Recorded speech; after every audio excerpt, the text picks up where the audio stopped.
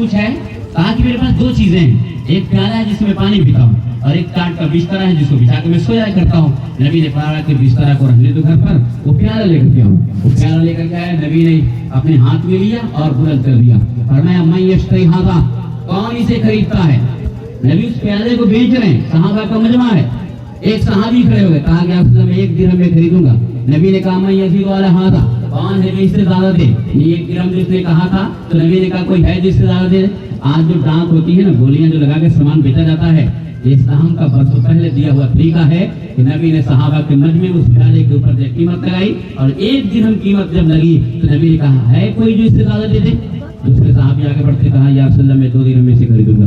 2 दिरहम यानी समझने के लिए मैं करूँ 2 रुपया में उसने खरीद दिया। अल्लाह ने इरशाद फरमाया ये पैसा पकड़ो, बाजार जाओ और वहां से कुल्हाड़ी खरीद के लाओ।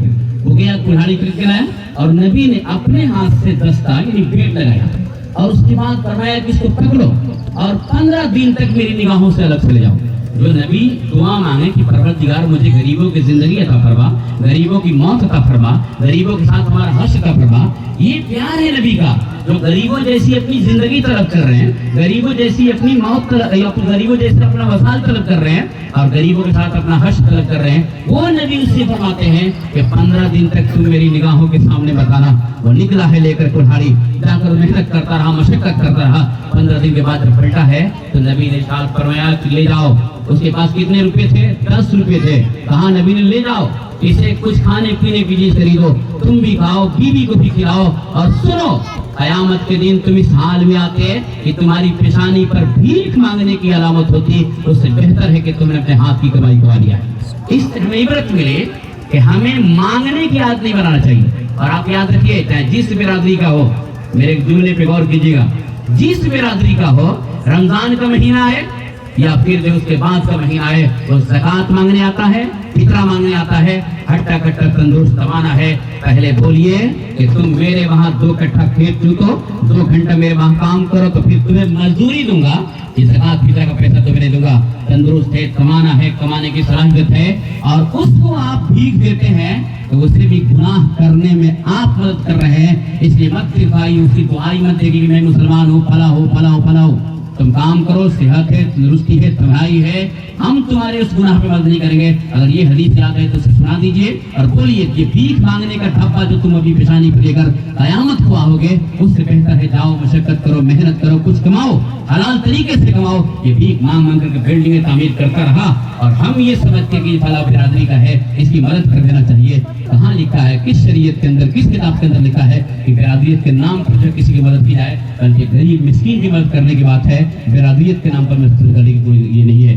इसलिए हमें समझना चाहिए कि हम नबी चाहते ऐलान करते, अगर 100 लोग बैठे होते 1 रुपया देते 100 रुपया जमा हो जाता, मगर वो ले जाता, खा जाता, फिर पलट करके आता, ये आदत बन जाती उसकी। इसलिए नबी ने उस आदत को दूर करने के लिए कहा कि जो कुछ तुम्हारे पास है उसको भिजवाया, फिर उसकी कुल्हाड़ी खरीदवाया और उसको दे दिया, एक हथियार दिया, इससे तुम कमा सकते हो, रिज़्क हासिल कर सकते हो। उसने उसका इस्तेमाल किया तो फिर 15 दिन में पलटा, तो 10 दिन अपने साथ लेकर आया था। हम भी मेहनत करेंगे, हम भी मशक्कत कराएंगे तो आज 10 है, कल 20 है, परसों 30 है, इस तरह का होता चला जाएगा। शर्त है कि मेहनत और मशक्कत करें, अपनी जिम्मेदारियों को समझ करके, तो फिर हमारे लिए सारी चीजें हो सकती है। तो बीवी की खुराक की फराहमी ये मर्द की जिम्मेदारी, उसके लिए कमाना इसकी अपनी जरूरत, ये अपनी जिम्मेदारी, और जो जरूरत के हिसाब से कमाएगा, अपनी बीवी की जरूरत को पूरी करेगा तो अल्लाह ताला उसको कभी गुर्बत की मंजिल पे नहीं ले जाएगा। एक बात याद रखिएगा, नौजवान है बिल्कुल, इनके पास जब दौलत होती है तो फिर जो उमंग है बहुत ज्यादा, वो जो है इधर से उधर भाग जाते हैं। एक बात याद रखिएगा, जब भी आप अपनी जरूरत को सामने रख करके खर्च करेंगे गुर्बत नहीं आएगी, और जब शौक के पीछे चलेंगे तो फिर गुर्बत पीछे भी जाएगी। इस बात को याद रखिएगा। आज जो हमारे वहाँ नौजवान है, जिसकी खास तौर पे नई नई शादी होती है, 20,000 का महीने कमाता रहा, अभी मुश्किल से 15,000 बताया, और शादी से पहले कांटेक्ट है एक दूसरे का, आप दिखाते रहते हैं यहाँ ले चलेंगे, वहाँ ले चलेंगे, हनीमून पे, यहाँ वहाँ सारा कुछ, और शादी के बाद बीवी बोलती है भाई तुमने तो सारा वादा किया था। वो क्या करता है, मोटरसाइकिल ससुराल से मिल गई, आज सलामी का जितना पैसा मिला ना सारा तेल डलवा करके अब उड़ाता रहा।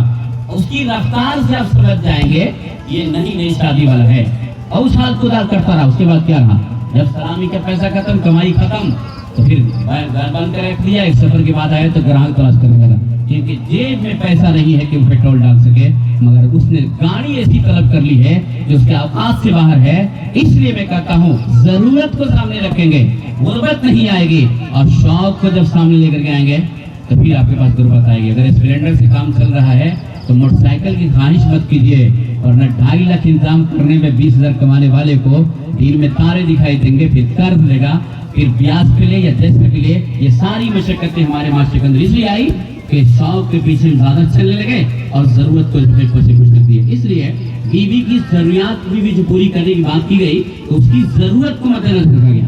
یہ نہیں کہ بس اس کے جو ہے کان میں کہے تو پھر کان میں